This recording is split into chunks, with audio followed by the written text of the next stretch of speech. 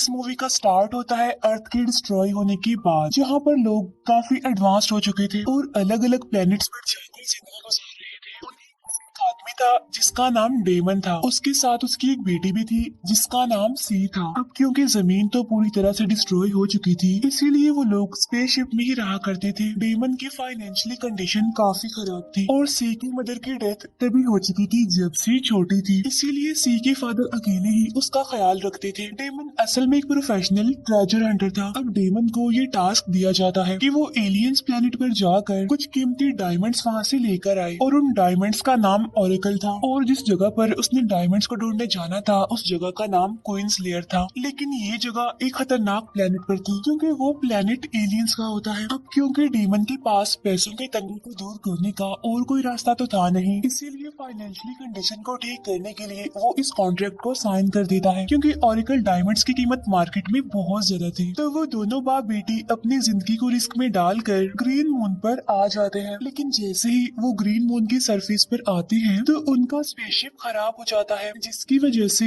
वो अपने डेस्टिनेशन की बजाय कहीं और जाकर गिरते हैं। लेकिन लकीली वो दोनों बच जाते हैं और उन्हें चोट भी नहीं आती। लेकिन जैसे ही वो अपनी स्पेसशिप से बाहर आते हैं तो वो काफी हैरान रह जाते हैं क्योंकि मून फॉरेस्ट बहुत ही खूबसूरत होता है। अब क्योंकि सी का तो ये फर्स्ट एक्सपीरियंस था, इसीलिए वो इस इन्वायरमेंट में रहना चाहती थी। लेकिन ये जगह इंसानों के लिए काफी खतरनाक थी और सांस लेने के लिए उन्हें अपने पास ऑक्सीजन सिलेंडर्स रखने पड़ते थे। और वो दोनों ओरेकल की तलाश में जंगल में घूमने लगते हैं और तभी वहाँ पर चलते चलते डेमन को एक जगह दिखाई देती है, और ये वही जगह थी जहाँ पर वो कीमती ओरेकल दफन था। अब क्योंकि डेमन इस काम में प्रोफेशनल था, इसीलिए वो उस ओरेकल को बड़े ही ध्यान से बाहर निकालता है। वो ओरेकल कीमती होने के साथ साथ काफी खूबसूरत भी था और मार्केट में इसकी कीमत करोड़ों में थी। अब यहाँ पर वो लोग इतना रेयर डायमंड हासिल कर चुके थे कि इससे उनके सारे लॉन्स भी क्लियर हो सकते थे। इसीलिए सी उस डायमंड को लेने के बाद अपने फादर को यहाँ से वापस चलने के लिए कहती है। तब डेमन उसे कहता है कि सिर्फ इतना काफी नहीं है, क्योंकि जिस जगह से मुझे ओरेकल लाने के लिए कहा गया था यानी क्वींस लेयर, उस जगह पर तो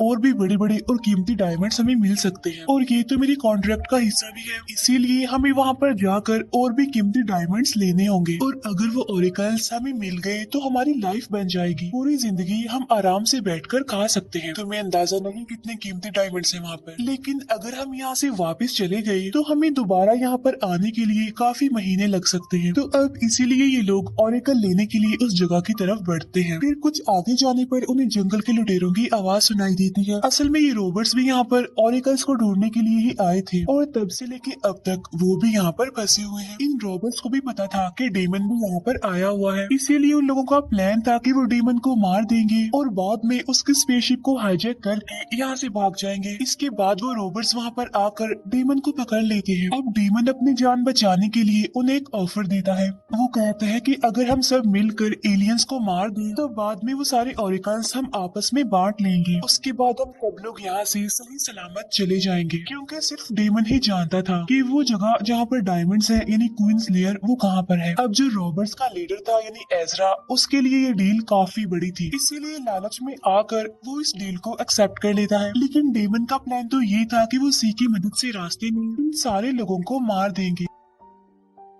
इसीलिए डेमन को रास्ते में जैसे ही मौका मिलता है तो वो अपनी बेटी सी की हेल्प से उन्हें गन पॉइंट पर ले आता है। साथ साथ डेमन एजरा से उसका गन भी छीन लेता है। लेकिन डेमन वहाँ से भागता नहीं, बल्कि वो एजरा को ही लूटने की कोशिश करता है। यहाँ पर एजरा डेमन को कहता है कि तुम गलत कर रहे हो, ऐसा मत करो। लेकिन अब डेमन में इतना लालच आ चुका था कि वो एजरा को ही मारना चाहता था। यहाँ पर सी भी अपनी फादर डेमन को ऐसा करने से मना करती है, लेकिन डेमन तो इतना लालची हो गया था कि किसी की भी नहीं सुन रहा था। डेमन एजरा के साथी को शूट करने लगता है। जवाब में वो भी डेमन पर गोलियां चलाने लगता है। इसीलिए दोनों की शूटिंग की वजह से दोनों ही मारे जाते हैं। अब सिर्फ सी और एजरा ही सर्वाइवर थे। सी मौके का फायदा उठाकर एजरा से डरते हुए वहाँ से भागने लगती है, क्योंकि उसकी मदर के साथ साथ उसने आज अपने फादर को भी खो दिया और अब उसका इस दुनिया में कोई नहीं था। फिर सी फौरन अपने स्पेसशिप में जाकर बैठ जाती है और स्पेसशिप को स्टार्ट करने की कोशिश करती है, लेकिन उसका शिप तो खराब था, इसीलिए वो यहाँ पर बुरी तरह से फंस चुके चाहती थी, क्योंकि अगर वो बाहर जाएगी तो एजरा उसे मार देगा। इसीलिए अब वो इसी स्पेसशिप में रहकर अपना गुजारा करने लगती है। लेकिन आखिर वो कितने दिन तक यहाँ पर रह सकती थी? कुछ दिनों के बाद उसकी फूड सप्लाई भी खत्म होने लगती है। तब एजरा भी उसकी शिप को ढूंढकर उसमें घुस जाता है, लेकिन सी उसे शूट करके इंजर्ड कर देती है और बाद में वो उस पर गन पॉइंट कर कर उसे धमकाने लगती है। अब क्योंकि एजरा काफी इंजर्ड था, इसीलिए वो सी से मेडिकल बॉक्स मांग रहा था, क्योंकि इस प्लेनेट पर कोई भी चोट खतरनाक हो सकती थी। लेकिन सी तो कुछ और ही चाहती थी, वो एजरा को मार कर अपने फादर का बदला लेना चाहती थी। तब एजरा उसे कहता है कि अगर तुमने मुझे मारा तो तुम कभी भी यहाँ से वापस नहीं जा पाओगी, क्योंकि इस जंगल के सभी रास्तों को मैं जानता हूँ, और अगर तुम यहाँ पर रहने वाले एलियंस के हाथ लग गई तो वो तुम्हें मार देंगे। एजरा उससे कहता है कि अगर तुम मेरी हेल्प करोगी तो मैं भी तुम्हारी हेल्प करूंगा बदले में, और फिर हम दोनों मिलकर तुम्हारे फादर डेमन के ओरिजिनल प्लान को फॉलो करेंगे, क्योंकि मुझे भी ओरेकल ढूंढना आता है। तो तुम सोच लो,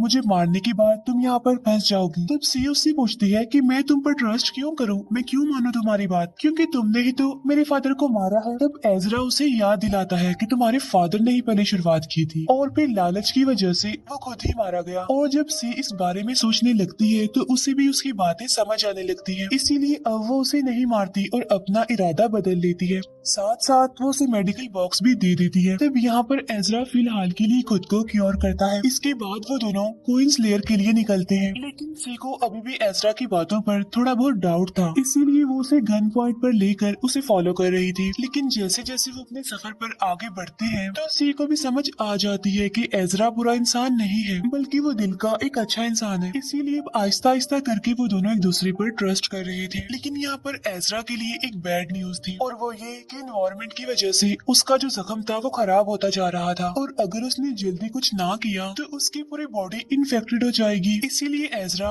वहाँ के विलेजर्स के पास जाकर ओरेकल के बदले में उनसे मेडिकल बॉक्स मांगता है। लेकिन उन विलेजर्स का इरादा तो कुछ और ही था। वो एजरा को उससे भी कीमती ओरेकल्स की ऑफर करते हैं, जिसके बदले में उन्हें सी चाहिए थी, क्योंकि उनकी जनरेशन को आगे बढ़ाने के लिए उनके पास एक भी फीमेल, और अगर जल्दी उन्होंने कुछ ना किया तो उनकी जनरेशन पूरी तरह से खत्म हो जाएगी। लेकिन इससे पहले कि सी उनके हाथ लगती वो जल्दी वहाँ से भाग जाती है, और अब वो अकेली ही जंगल में घूम रही थी, और अकेले सरवाइव करना उसके लिए काफी मुश्किल भी था। उसके लिए मुसीबतें बढ़ती जा रही थी, क्योंकि उसका ऑक्सीजन सिलेंडर भी खत्म हो रहा था। लेकिन उस जगह आगे बढ़ने पर उसे एजरा मिल जाता है, और एजरा की हालत भी काफी खराब थी, क्योंकि विलेजर्स ने उसे मेडिकल बॉक्स देने से मना कर दिया था।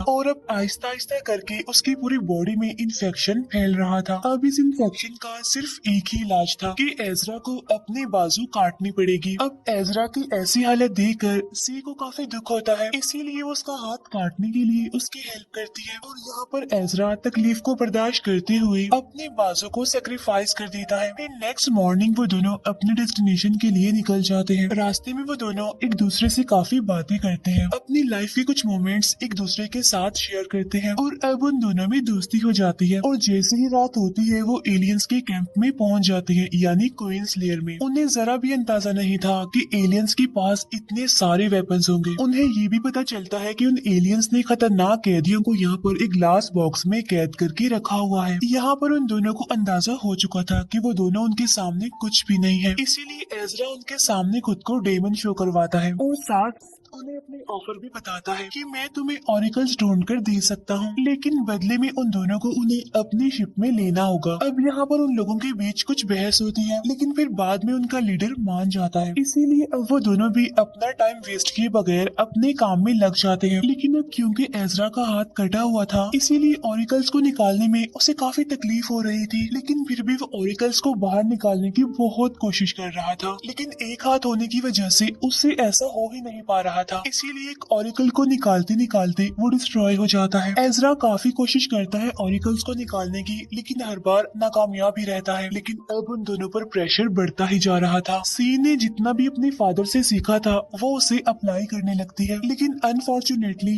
वो भी नाकामयाब ही रहती है। इसीलिए जैसे ही गार्ड अपने लीडर को ये बात बताने जाता है तो पीछे से एजरा उसे मार देता है, लेकिन अब उसकी डेड बॉडी को छुपाने के लिए उनके पास जगह नहीं थी। तो इससे पहले वो लोग उन दोनों को मार देते वो वहाँ से भाग जाते हैं और अब एलियंस की पूरी आर्मी उनके पीछे पड़ी हुई थी। तो एजरा उन लोगों का मुकाबला करते हुए खुद भी काफी इंजर्ड हो जाता है और अब यहाँ पर उन दोनों के लिए बचने का कोई भी रास्ता नहीं था। इसीलिए एजरा सी को कहता है कि तुम एलियंस की स्पेसशिप को हाईजैक करो और अकेले ही यहाँ से भाग जाओ। लेकिन सी उसकी बात नहीं मान रही थी, वो उसे अकेला छोड़कर जाना नहीं चाहती थी क्योंकि अब उन दोनों के बीच अ काइंड ऑफ रिलेशन बन गया था। लेकिन फिर भी एजरा उसे अकेला जाने के लिए मना लेता है और अब एजरा अकेला ही जख्मी हालत में उन लोगों से लड़ रहा होता है और तभी सी बिल्कुल ठीक टाइम पर अपना डिसीजन बदल लेती है और वो फौरन मेडिकल बॉक्स लाने के लिए एलियंस के कैंप में जाती है जहाँ पर वो खतरनाक कैदी अब आजाद हो चुके थे। लेकिन वो सी को नहीं देख पाते। तभी मौके का फायदा उठाकर सी मेडिकल बॉक्स उठाती है और उसे एजरा के पास ले आती है। तब एजरा को दवाई लगाने के बाद वो दोनों एलियंस की स्पेसशिप में जाने लगते हैं और फाइनली दोनों स्पेसशिप को स्टार्ट करके वहाँ से निकल जाते हैं। लेकिन जिस चीज के लिए वो यहाँ पर आए थे वो तो उन्हें मिल ही नहीं पाई थी। रीजन सिर्फ एक ही चीज थी और वो थी लालच। तो इस मूवी से हमें ये मैसेज मिलता है कि लालच का अंजाम हमेशा बुरा होता है, क्योंकि अगर डेमन लालच ना करता और वो तभी वापस चला जाता जब उसे पहला ऑरिकल मिला था तो शायद आज वो जिंदा होता और वो लोग भी इतनी ट्रबल में पड़ते ही ना। और इसी के साथ ही मूवी हमें ये मैसेज देकर यहीं पर एंड हो जाती है। Thank you for watching.